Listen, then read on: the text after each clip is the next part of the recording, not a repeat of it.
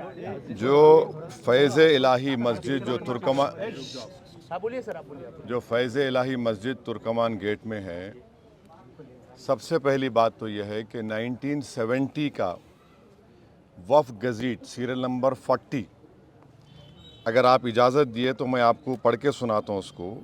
थोड़ा लंबा जवाब रहेगा, आप लोग फास्ट फूड का जवाब मत लो मेरे से।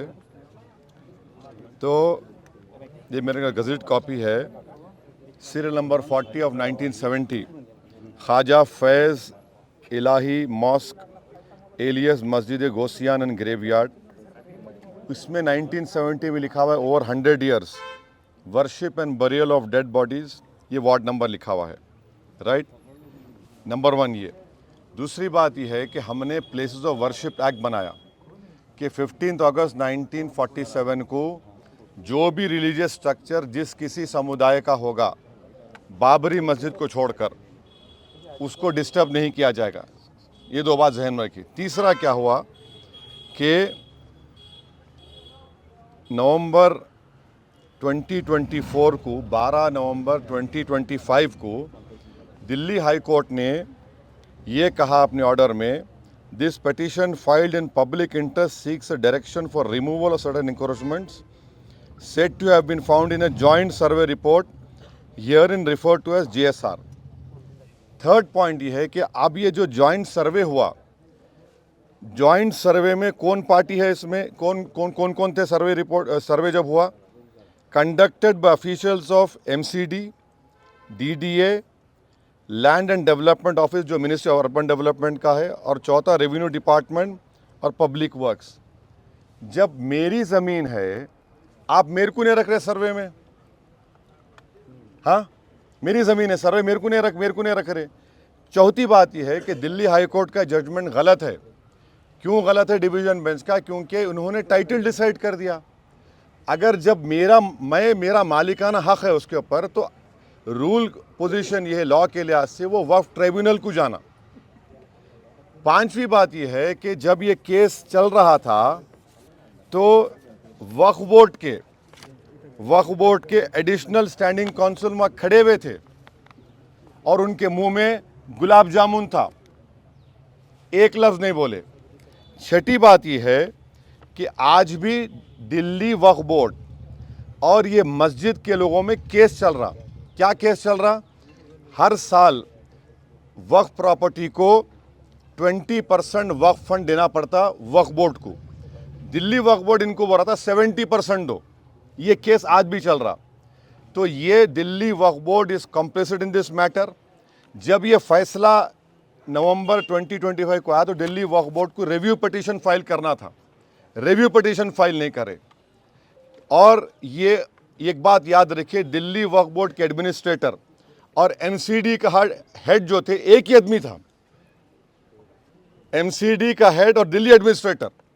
फिर कोर्ट में क्या बोला कि भाई MCD को बोला कि तुम हियरिंग करो। अगर आप मेरी ज़मीन है बोल के बोल रहे, आप कैसा हियरिंग करते? वो प्रिंसिपल्स ऑफ नेचुरल जस्टिस के खिलाफ है। तो हर एतबार से ये एक तो जजमेंट गलत है, दूसरा दिल्ली वक्फ बोर्ड कॉम्प्लिसिट है इसमें। वहाँ की जो कमेटी है वो बिल्कुल काहिल नाहिल है। उनको चाहिए था कि आप जाकर रिव्यू पिटीशन डालते। अभी भी हम डिमांड कर रहे, अगर दिल्ली वक्फ बोर्ड नरेंद्र मोदी गवर्नमेंट के दबाव में नहीं है तो इमीडिएटली सुप्रीम कोर्ट में केस डाले, और ये कमेटी के लोग जो काहिली के मज़ाहरे कर रहे हैं, आप फ़ौरन सुप्रीम कोर्ट जाके डालो। ये वक्फ प्रॉपर्टी है। 1970 का गज़ेट इशू करती गवर्नमेंट, और LDO is under urban development ministry. तो ये पूरा गवर्नमेंट की साजिश है, इस प्रॉपर्टी को वक्फ बोर्ड की डिमोलिश किया गया है। इसीलिए ये इसका फैक्ट है जो आपके सामने मैं बयान किया।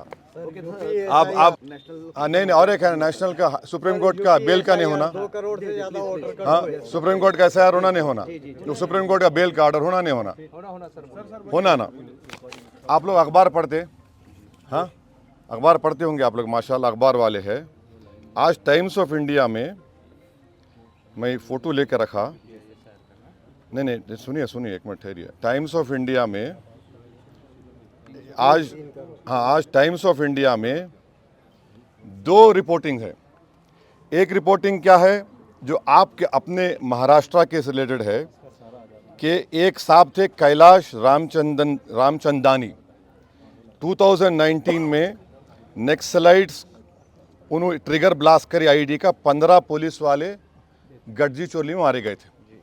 ये गढ़जी चोली, ये आदिलाबाद के बाजू है। इनका नाम था वन कैलाश रामचंद्र। इन्होंने जून 19 में, ये 2019 में वाक़या हुआ। ये इनको जब से उन्होंने जेल में है, तो जब chief justice of India justice Suryakant साहब और जस्टिस बागची के पास गया, तो गवर्नमेंट क्या बोली, the blast was triggered on the signal given by the accused. The bench said, your success story against left-wing extremism cannot be based on arrest alone. There must be speedy trial, which is possible only when government sets up exclusive special courts to try cases of this nature. Since there are many cases pending before the same trial judge and prosecution has cited many witnesses, the trial is not going to be concluded in the near future. तो उन्होंने क्या किया, interim bell दिया उनको। Number 1 क्या बोला कि interim bell दिया 2019 में। एक और केस में जस्टिस संजय कुमार साहब और जस्टिस आलोक आरादे ने एक एमटेक चेयरमैन पीएमएलए का सेक्शन लगा। पीएमएलए में ट्विन टेस्ट होता।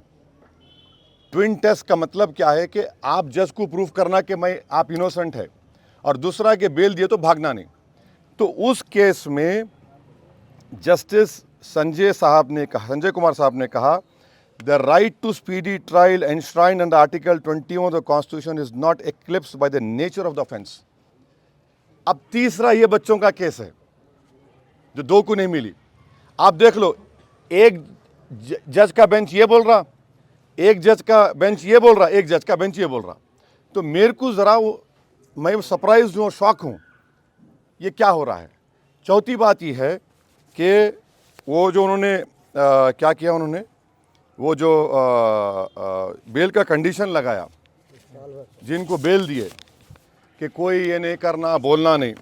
तो एक शेर है, ये दस्तूर ज़बाबंदी है कैसी तेरी महफिल में, ये दस्तूर ज़बाबंदी कैसी है तेरी महफिल में, जहां बात करने को तरसती है ज़बां मेरी। Okay, thank you very much, good day, नमाज पढ़ना।